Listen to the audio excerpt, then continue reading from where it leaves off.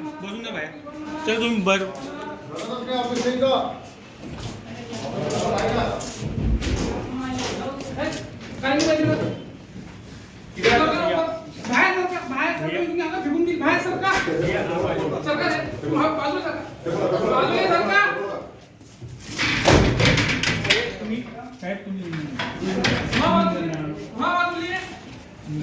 येऊन बसत नाही याचा अधिकार काय?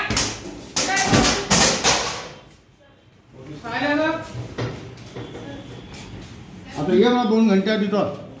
कधी येता याचं उत्तर दे.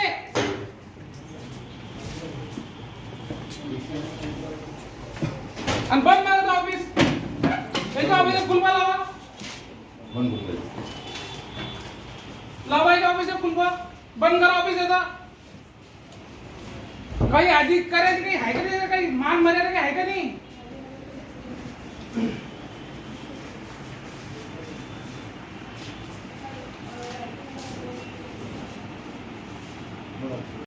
हे काढी हे पाठी काढून फेकून द्या. आता तो धंदा बंद मारायचा. या साहेब पायावरती साहेब पद्धत साहेब धंदा वीट मागणार होता. ऐकतो मग किती महिन्याने अधिकारी किती महिने पाहिजे सुट्टीवर? त्याचा काही नियम आहे का? पाटणकर साहेबांनी सांगितलं की सोमवारी हा जॉईन होणार. आज त्या वरिष्ठ अधिकारी सांगितलं तरी हा नाही जमावून राहतो म्हणजे घेऊन फायदा काय?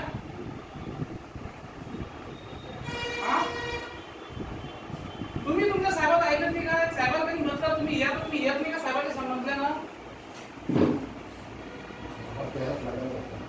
मग हा पाणी दुरून पडून राहिला. याची अंगात एवढं मास्क कसं आला?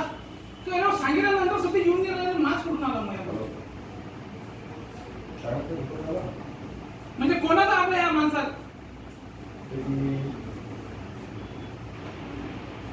प्रत्येक कर्मचारी ऑफिसचे काम करून राहिला. फक्त हाच एक व्यक्ती गैरहजर आहे. महिला अभय कोणाचा एवढा मोठा या गोष्टीवर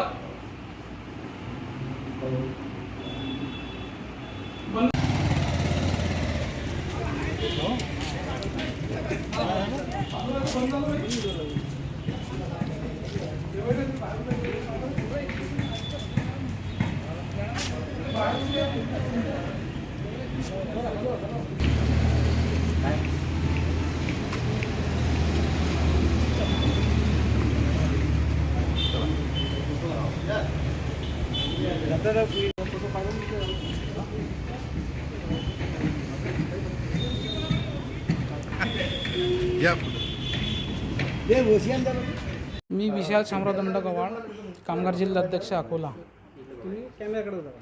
कामगार जिल्हाध्यक्ष अकोला. आमची मागणी वारंवार आम्ही अध्यक्ष सचिवाची मागणी करत आहे सुरक्षा रक्षक मंडळाकरिता. पण आम्हाला वरिष्ठ अधिकारी हे आज येणार, सोमवारी येणार, मंगळवारी ह्या गोष्टीवर टाळमटाळ चालू आहे. पण गेल्या 2 वर्षापासून अध्यक्ष सचिव नाही आहे. आम्ही याच्या पहिले पत्रव्यवहार केलेले आहे मंडळासोबत, पण कोणत्याही प्रकारचं मंडळाने अजूनपर्यंत याच्यावर जसं पाहिजे तसं उत्तर दिलेलं नाही आहे. त्याकरिता मंडळाने लवकरात लवकर अध्यक्ष सचिव बसवावा एवढीच आमची मागणी आहे. पण याच्या पहिले आम्ही पत्रव्यवहार करून कोणत्याही प्रकारचं यांनी दखल घेतलेली नाही. पाटणकर साहेबाशी बोललो, चौखंडे मॅडमशी सगळ्याशी बोलून चुकलेलो आम्ही. आमचं एवढंच मागणी की लवकरात लवकर यांनी पत्रव्यवहार करून मंडळावर अध्यक्ष सचिव बसवावा. आम्हाला खुर्ची फेकण्याची हे वेळ आली की आम्हाला पाटणकर साहेबांनी आश्वासन दिलं होतं की तुम्ही सध्या आंदोलन करू नका. आम्ही 5 तारखेचं आंदोलन आमचं पाटणकर साहेबांच्या याच्यामुळे आम्ही स्थगित केलं होतं. 27चं स्थगित केलं होतं.